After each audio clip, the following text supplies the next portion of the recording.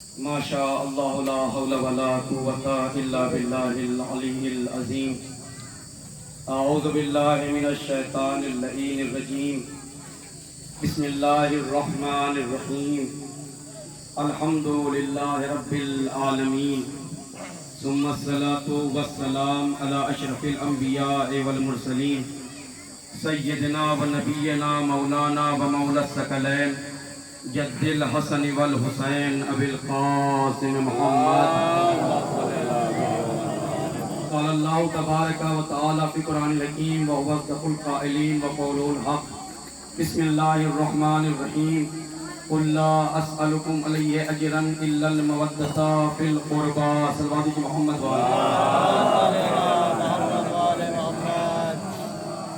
ارباب اعضاء، ارباب فکر و نظر، رسول اسلام اپنی امت سے اجر رسالت میں مودت اہل بیت کو مانگ رہے ہیں.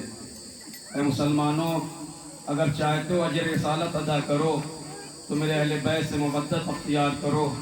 کیا یہی مودت تھی کہ پورے کنبے کو ایک دن میں کسی کو گھوڑے کی ٹاپوں سے پامال کر دیا، کسی کے سینے پہ بچی کنی توڑ دی، کسی کے بازو کاٹ دیے، کسی کے گردن پہ تیرے سے شعبہ مارا.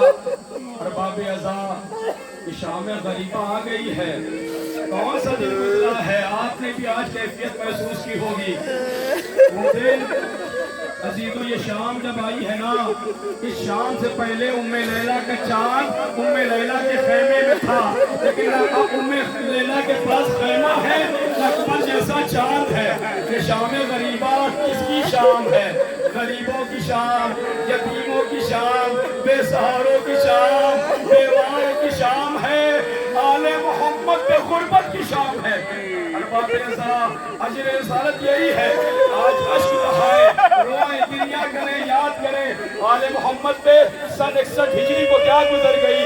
ارباب اعضاء، ابھی تعزیہ دفن میں نا، لیکن عزیزوں یہ جب شام غریبہ 61 ہجری میں آئی تھی، وہاں پر لاشیں دفن نہیں ہوئے تھے.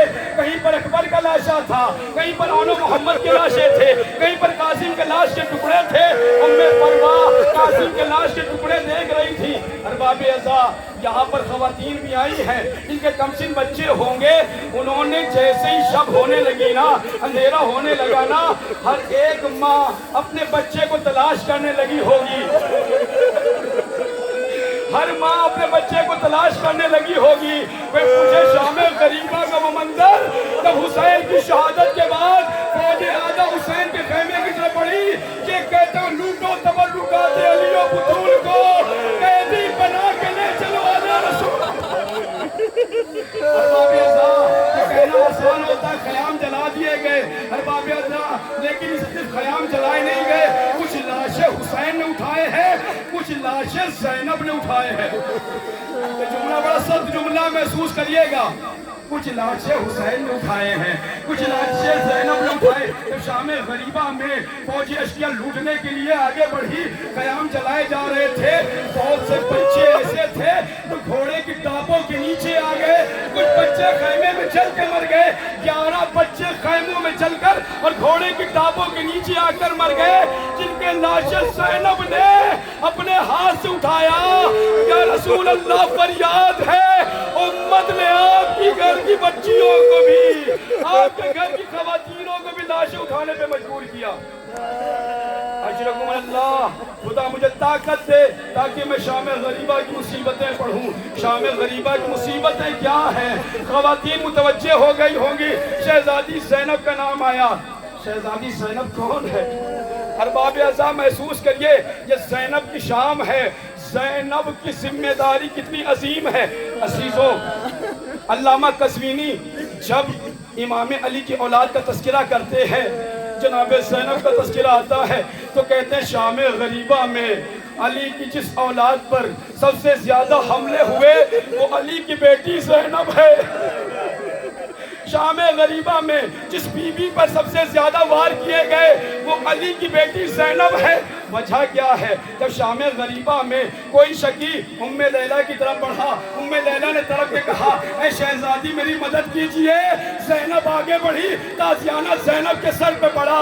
عزیزوں کبھی سکینہ تڑپ کے کہتی تھی اے پھوپھی اماں مجھے بچاؤ، زینب بچانے کے لیے آگے بڑھتی تھی، تازیانہ زینب کے بازو پہ پڑا۔ عزیزوں کبھی ام فروہ کو بچانے کے لیے زینب آگے بڑھی، تازیانہ زینب کے چہرے پہ پڑا۔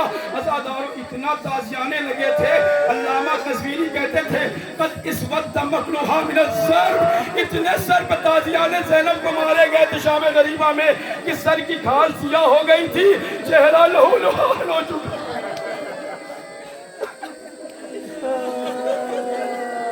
ارباب اعزا اتنے تازیانے مارے گئے تھے۔ عزیزوں یہاں پر سب ایک جا ہے، چوک بھی آیا ہے، سب اکٹھا ہے۔ ارباب اعزا شام غریبہ کا منظر دکھاؤں بتاؤں، میں اپنی طرف سے نہیں بتا رہا ہوں، جس نے کربلا کا منظر اپنی آنکھوں سے دیکھا، شام غریبہ کی کیفیت کو خود محسوس کیا۔ جب کسی نے سید سجاد سے کہا مولا شام غریبہ میں جب خیمے جل رہے تھے تو کیا ہو رہا تھا؟ عزیزوں امام کے ہاتھ میں تسبیح تھی، اس کے دھاگے کو توڑ دیا، کوئی دانہ ادھر جاتا ہے کوئی دانہ ادھر جاتا ہے۔ اے بھائی شام غریبہ میں ساری خواتین کی حالت یہی تھی، جب خیمے جلائے جا رہے تھے کوئی بھاگ کے کہتا تھا والی اکبرہ، کوئی بھاگ کے کہتا تھا واہ محمدہ، کوئی کہتا تھا والیا، کوئی کہتا تھا واہ غربتہ۔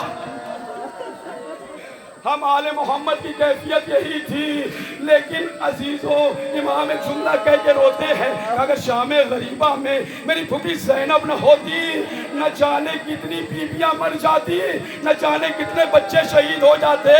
اے بھائی تجھے بتاؤں اگر پشت پہ میری پھوپھی مجھے اٹھا کر نہ لاتی تو میں بھی خیمے میں چل کے مر جاتا۔